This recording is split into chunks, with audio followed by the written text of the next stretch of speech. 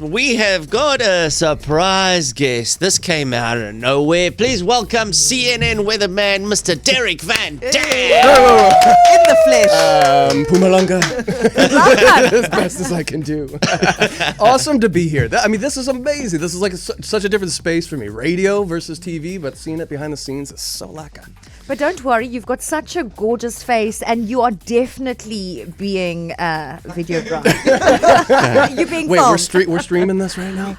I remember when this American arrived in South Africa, he was top of the Heat 100 sexiest people. He just swept every lady off of her feet.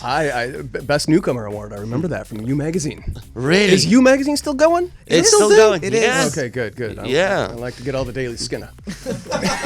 Skinner. Derek, I want to find out. So you're back in America now. You went to CNN. How did you arrive in South Africa? Oh my gosh. What brought you here in the first place? By a wing and a prayer. No, I came down here on I was on a missions trip, and then I went to Cape Town to go see what it was all about because I love to travel. And how can you not fall in love with this city? Everything about it sucked me in, and it was perfect. And I had to live here. So met people at ETV coincidentally, and they're like, we're launching a 24-hour news channel in South Africa. The timing. And I was like, were you a weatherman already? I was working for NBC, so I was already doing this professionally. Since a little boy, I wanted to do this profession, and so and then this opportunity came to move overseas, start a new 24-hour news channel. I didn't have kids, I wasn't married. I was like, I gotta go. So I did it, and here I am. And it was only supposed to be for 2 years, and it ended up being 8. Wow. 8 fabulous, some of the best years of my life. So it was meant to be. It was. And then you found a South African woman, you married her, and then you took her away all this time. back to America. Exactly. Clearly a man with great taste. A lot of foreigners come and shop for brides in South Africa. Shop for brides. You see, I used to be the odd one out with the accent coming into South Africa. Now I brought her to America, and she's like, oh, people are like, who's this? It's her accent. It's her accent. No, you know what? A little bit. Yeah, it's like it's no longer water. It's water. Oh, it's water. Yeah, it's water. I'm just taking some water. Give me some water. She's behind me. Can I just settle something? Look, you guys were talking about Oma Rusks. Yeah. And I'm a big Oma Rusk fan. But hold on, I am a dunker, because if you're not doing it any other way, high five, thank you. If you're not doing it any other way, you're just chewing on a dog biscuit. I was so worried that you were going to agree with Darren because I'm not a cement mixer. It's settled then, Darren. So you're still getting okay. He's American. What does he know? Let the American come and settle the Oma Rusk story. I mean, they the think debacle. They think jerky is biltong. Please. What do you get all of your sort of? I mean, there would have been things that you loved about South Africa food-wise, and there seems to be South African shops everywhere in the world. Do you still get these things overseas? Chutney, yes. Bunny chow, I'll get a load of that. That's good. Yeah, I like that. And Oma Rusk, man, that's it. And there's some chocolates here. Chuckles. Chuckles. I have so my good. mother-in-law bring the bags and bags and bags of chuckles over, and I am a happy man. Oh, and chocolate black wine. Okay. That's my guilty pleasure. So you live in Atlanta now. Yeah. Is there? Hot, humid. But I wouldn't imagine there's much of a South African community there, or is there? Huge South African community. No, literally, like we got in touch with those guys. My wife started working for some governmental South African agency over there for a little while, and we just got kind of plugged in. I mean, we got a mix of friends, but there is a massive South African community there. Even so much that there is a restaurant in a vibey part of town called the Biltong Bar, and they serve exclusively South African items, biltong particularly. Lekker. Yeah, The I know. Biltong Bar. And it's popular. I mean, people go there to have drinks and eat meat. And these are American people, eh? These are American people. They're adopting their practice. And they even have a whole list of slang terms from Cape Town, like 𝗶𝗶𝗴𝗶𝗴𝗶. And you see all these Americans trying to pronounce these things. They're like, lekker? What is that? So tell me, just on the other side of things, on what you do. You've obviously seen we had floods here. We've had That was wild. this weather's been absolutely insane. Yeah. Now this is what you do. This is what you studied. Yeah, meteorology. It's the study of falling objects from the sky. Meteors, right? Meteors, snow, rain, hail. Doesn't that make sense? The study of falling objects.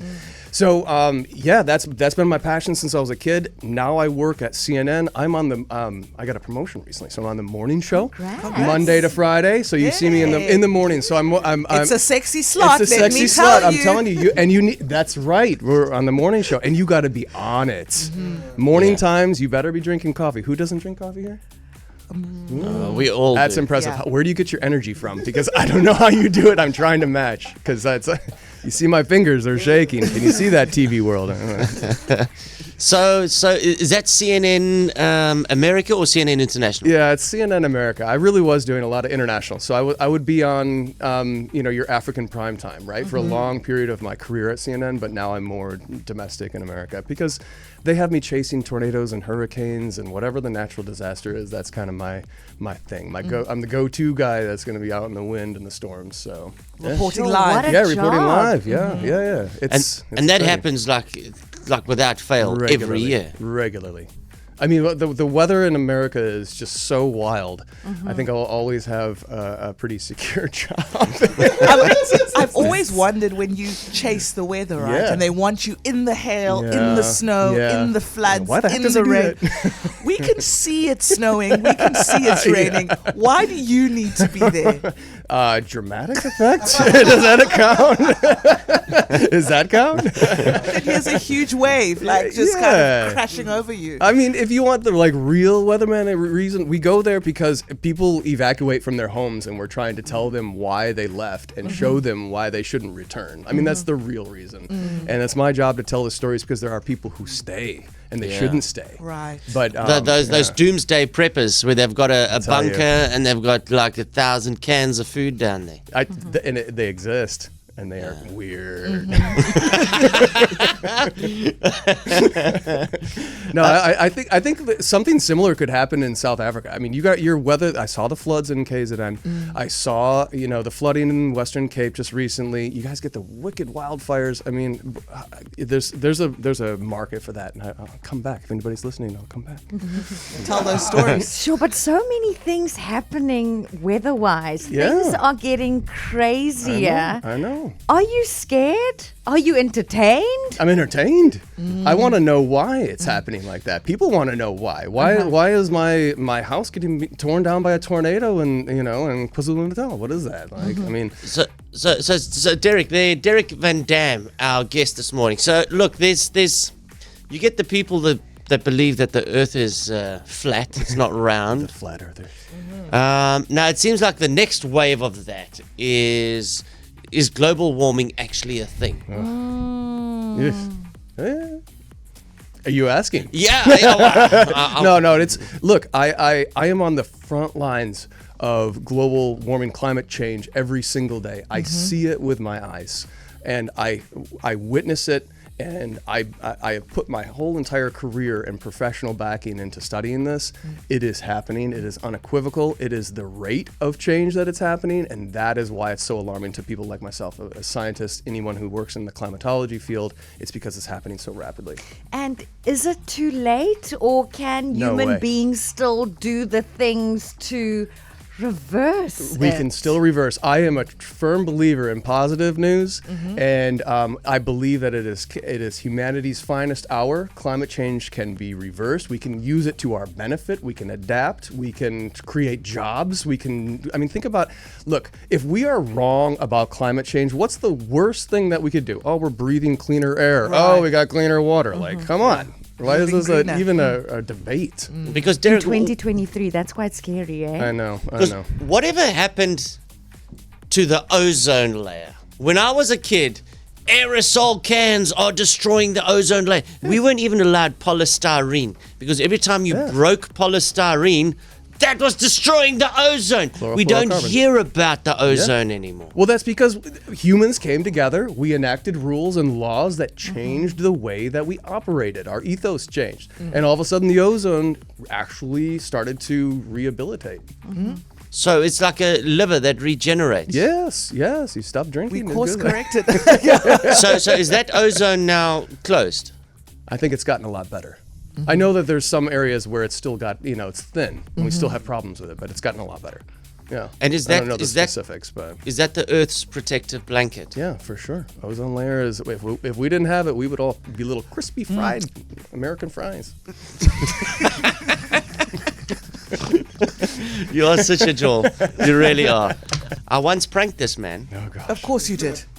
Of course you did. gosh. When he was still living in South Africa. Oh yeah. Yeah, I put him against his rival Weatherman.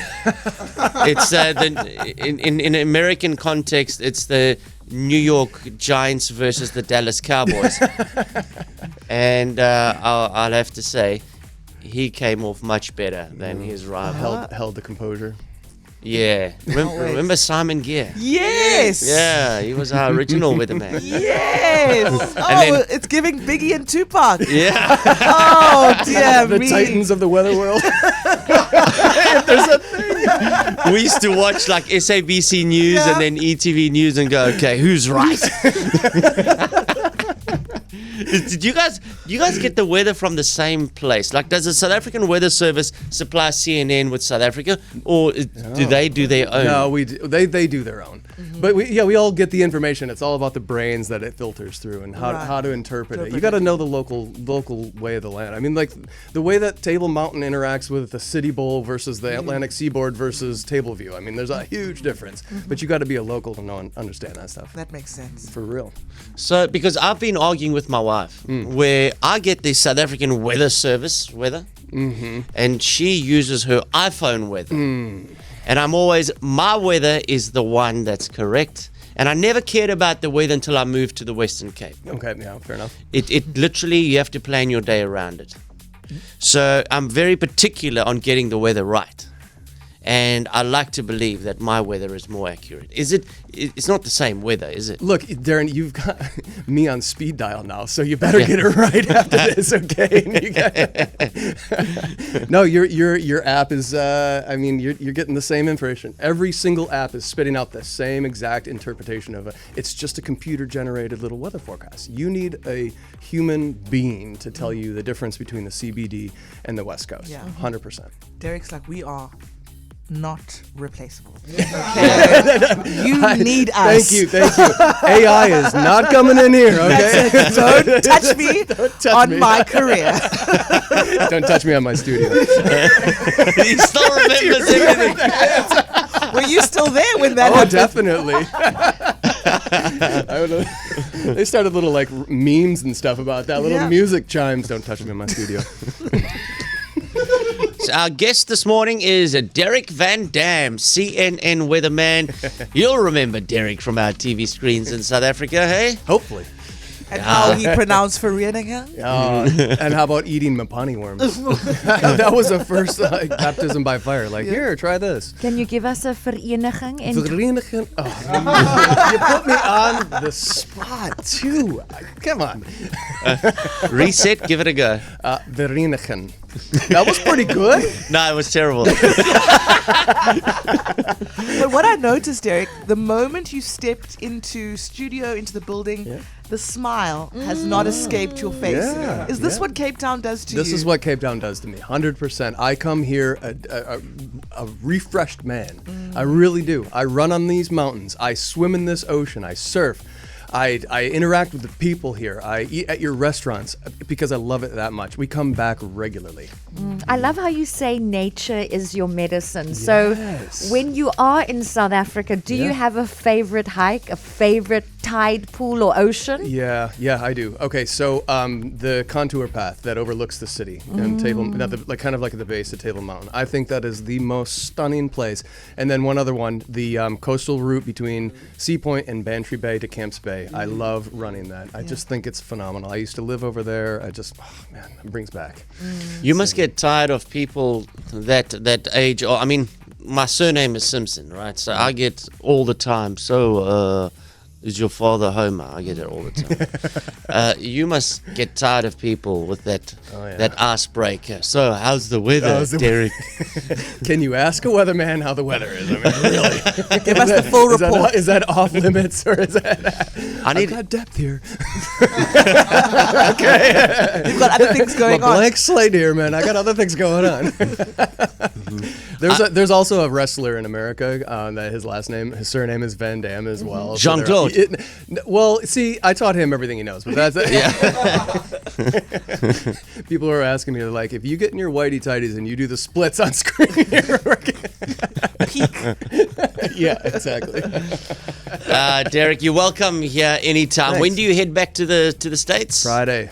Friday. Oh, so soon. Well, I know it's terrible, but it's that direct flight. I'll take it. And don't be like that guy that just got caught at the U.S. Customs with 38 kilograms of biltong. Or in your case, all illegal? of the chuckles. All the chuckles. The chuckles will be okay. Meat, apparently not allowed even if it's vacuum packed. Yeah. Careful. Done. Noted. Thank you for the advice. One final question I wanted to ask you. So your wife is South African. Yeah. You're obviously American. Where's the kid's accent now? I know that obviously at school in America, it's probably leaning towards American. It's a big mishmash of. We were wondering how they were going to sound, and they are probably leaning more towards American because I mean, there's just so much of that twang. Yeah, I mean, your school teachers and everything. But when my wife speaks in class, they pick up on little things. And since they've been in South Africa, I hear my daughter starting to talk like her cousins and her family. So it's great. They're starting to adopt the South Africanisms. Because usually when you mix American accent with South African accent, you get Australian. So you've got Aussie kids now. Aussie kids. Whoops. That's awesome. All right, Derek Van Dam, thanks very much, sir. You're an absolute scholar and a gentleman. Bye-bye. Enjoy the last little bit of South Africa. Thank you. Safe travels back home. South Africa has been so good. Thank you for treating me so well, everybody. I appreciate you. We love you. Local is lekker. We do. Derek Van Dam, CNN. KFM